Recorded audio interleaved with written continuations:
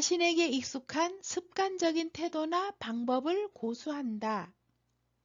새로운 변화를 싫어하며 매사에 융통성이 없는 노인의 심리적 특징은 네 종류의 노인의 심리적 특성을 13쪽에서 살펴보겠습니다. 첫 번째, 불면증, 식욕부진, 체중 감소로 우울증이 증가. 우울증 증가. 두 번째, 사회적 활동이 감소하고 타인과 만나는 것을 기피하게 되어 내향성 증가. 세 번째, 일의 결과를 중시하고 자신감이 감퇴하기 때문에 조심성 증가. 네 번째, 자신에게 익숙한 습관적인 태도나 새로운 변화를 싫어하며 매사에 융통성이 없는 것은 정답 1번 경직성이 증가하기 때문입니다. 따라서 노인의 심리적 특징은 네 가지를 다시 말씀드리겠습니다. 1번 경직성 증가, 2번 조심성 증가, 3번 내향성 증가, 4번 우울증 증가가 있습니다. 2번 다음 중 노인장기요양보험급여를 받을 수 있는 대상자는 1번 결핵으로 거동이 불편한 65세 이상, 3번 당뇨병으로 일상생활이 불편한 65세 이상, 4번 혈압이 높은 기초생활수급자로 65세 이상, 5번 귀가 잘 안 들리나 일상생활이 불편한 70세. 정답은 혈관성 치매로 신체활동이 어려운 40세입니다.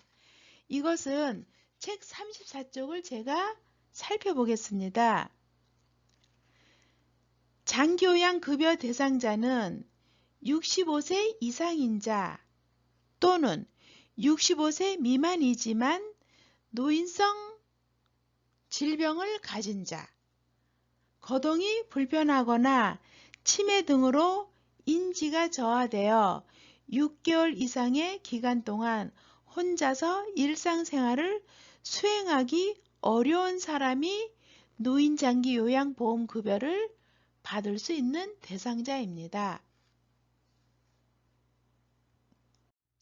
1번 노인장기요양보험 제도에 대한 설명으로 옳은 것은 1번 단기보호는 재가급여에 포함된다. 2번 가족요양비는 특별현금급여에 해당된다. 특별현금급여. 3번 등급판정은 등급판정위원회가 한다. 4번 등급인정유효기간은 최소 1년 이상이다. 5번 등급판정은 신청일로부터 30일 이내에 한다가 정답입니다. 책 33에서 40쪽에서 제가 요약을 다시 한번 해드리면은 시설급여에 해당하는 것은 노인 요양시설, 노인 요양공동생활가정 두 가지가 시설급여에 해당합니다. 재가급여는 방문요양, 방문목욕, 방문간호, 주야간보호, 단기보호, 기타 재가급여 이 6가지가 재가급여에 해당이 됩니다. 4번 등급 판정을 받은 대상자가 장기요양 서비스를 받으려고 할 때 기관에 제출해야 하는 것은 36쪽을 살펴보겠습니다. 장기요양 인정을 신청할 때 필요한 서류는 장기요양 인정 신청서, 신청자의 신분증, 대리인이 신청할 경우에는 대리인의 신분증 등이 필요합니다. 따라서 장교양 인정신청서가 4번이 답입니다. 여러분의 이해를 돕기 위해서 36쪽을 제가 다시 한번 읽어드리겠습니다.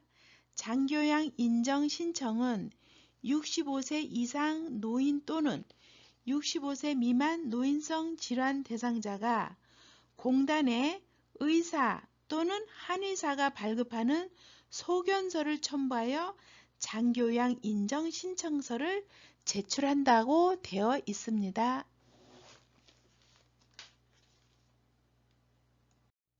5번 대상자에게 제공하는 개인활동 지원 서비스에 해당되는 것은 1번 좋아하는 시를 읽어준다. 이것은 정서 지원. 2번 대상자와 함께 보건소 방문을 한다. 개인활동 지원. 3번 쇼파 위에 구토물을 채워준다. 신체활동 지원.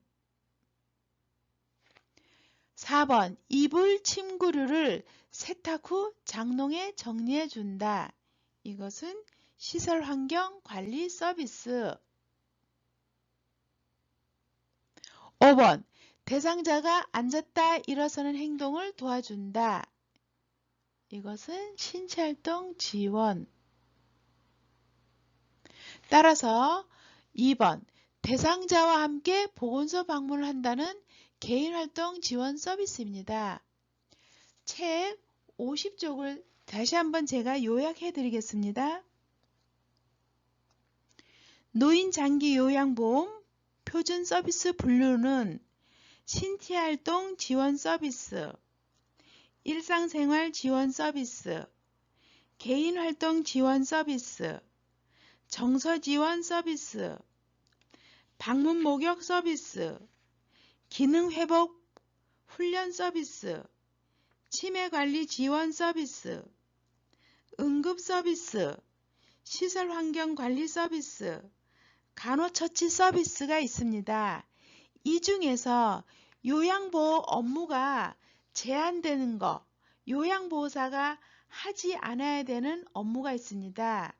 제한된 업무를 읽어드리겠습니다. 노인장기 요양보험 표준 서비스 분류 중 기능회복 훈련 서비스, 응급의료 서비스, 간호처치 서비스 등은 전문적인 교육과 훈련을 받고 자격을 갖춘 자가 제공해야 하므로 요양보호 업무에서 제외된다고 기록되어 있습니다.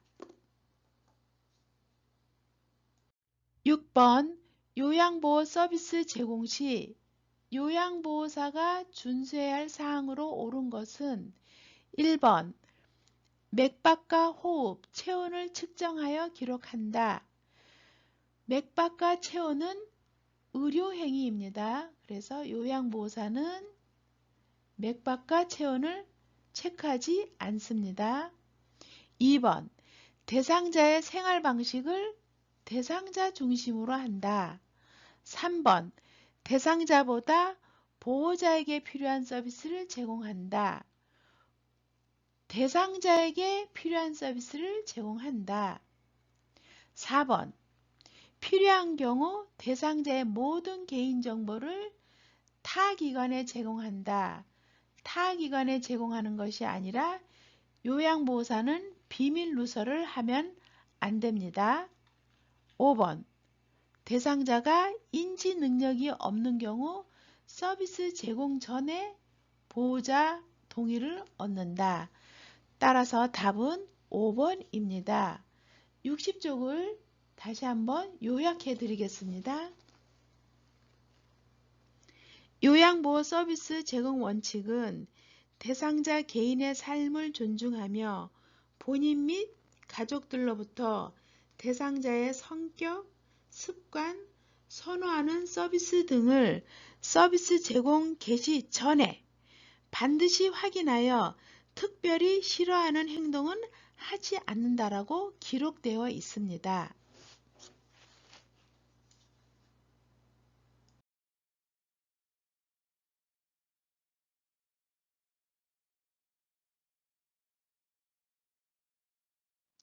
8번 다음 내용에서 파악할 수 있는 요양보호사의 노인학대 유형은 대상자만 따로 식사하게 한다. 대상자의 이성교제를 방해한다. 대상자의 말과 행동에 반응하지 않는다. 81쪽을 찾아보겠습니다. 1번 유기는 연락을 두절하는 거예요.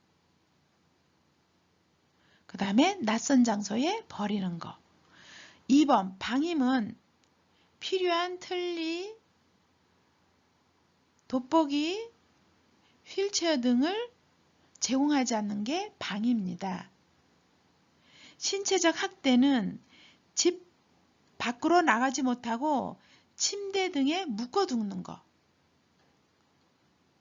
그 다음에 난방, 전기, 수도 등을 단절시키는 것. 이것이 신체적 학대입니다. 정서적 학대는 대상자만 따로 식사하게 하고 이성교제를 방해하고 말과 행동에 반응하지 않는 것이 정서적 학대입니다. 따라서 정답은 이성교제를 방해하는 것이 정서적 학대입니다. 5번 경제적 학대는 노인 부양을 전제로 재산 상속을 약속받거나 재산을 증여받았으나 부양 의무를 이행하지 않는 것이 경제적 학대입니다.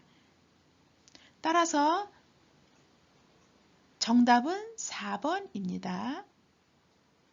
여기서 노인 학대 유형이 시험에 잘 나오니까 여러분이 다시 정확하게 공부를 하셨으면 좋겠습니다.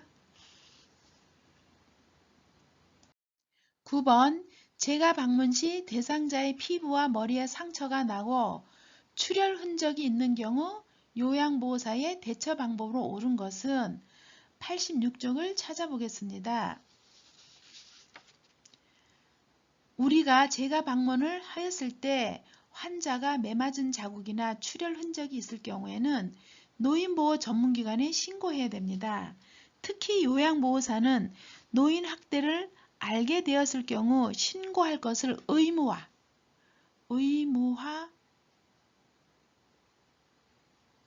있습니다. 따라서 노인보호 전문기관이나 수사기관, 경찰서에 신고해야 합니다. 신고하지 않으면 500만 원 이하의 과태료를 물게 되어 있습니다. 꼭 이런 경우 노인보호 전문기관, 수사기관, 경찰서에 신고하는 것으로 여러분이 부탁드리겠습니다. 10번 요양보호사가 윤리적 태도에 맞게 서비스를 제공한 것은 98쪽을 찾아보겠습니다. 1번 대상자가 원하는 등급을 받을 수 있게 유도하면 안 됩니다.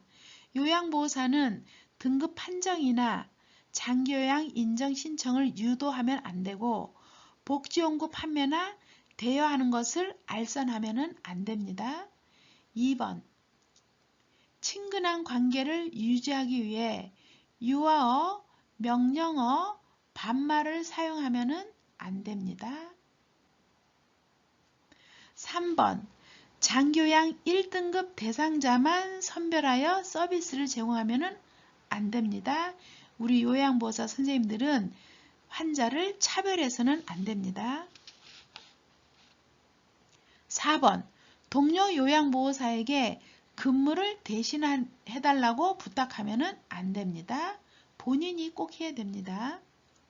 5번 방문 시 대상자가 없으면 다음 방문일을 메모로 남기고 방에는 들어가면 안 됩니다.